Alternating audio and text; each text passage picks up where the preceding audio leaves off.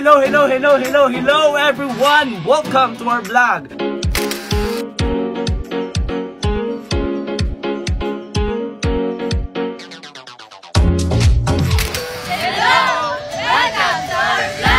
About one of the most played indigenous games here in the Philippines. So let us go back to our childhood days for what we call Larong Pinoy. So please stay watching because we will start now. What I mean is we will now start the game. So before that, let us but before that, this game is called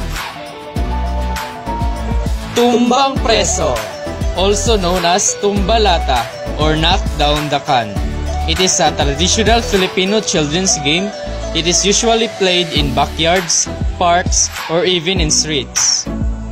Here are the materials. First, chalk. It is used for lining and making circle. Second, empty can. And we have slippers. Hey! And a white place.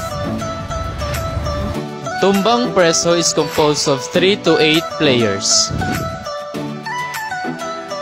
The players will use slipper or pamato to hit the can. To start the game, the players will draw a circle to put a can in the center.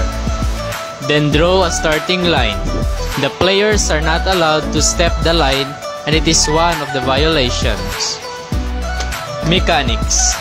The one to guard the tin can is chosen by throwing the pamato to the two line by all the players.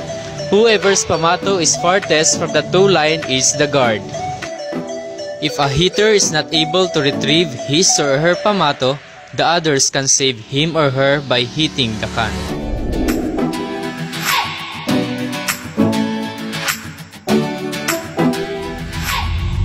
One of the violations is the players are not allowed to pass the line.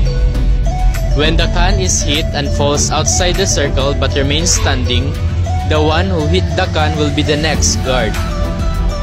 Players should get the slipper without getting caught by the guard.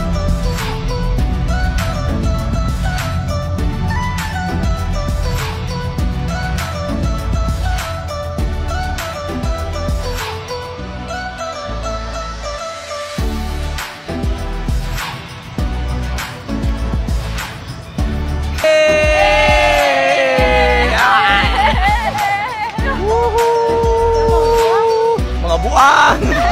Balik! One na. Bye-bye!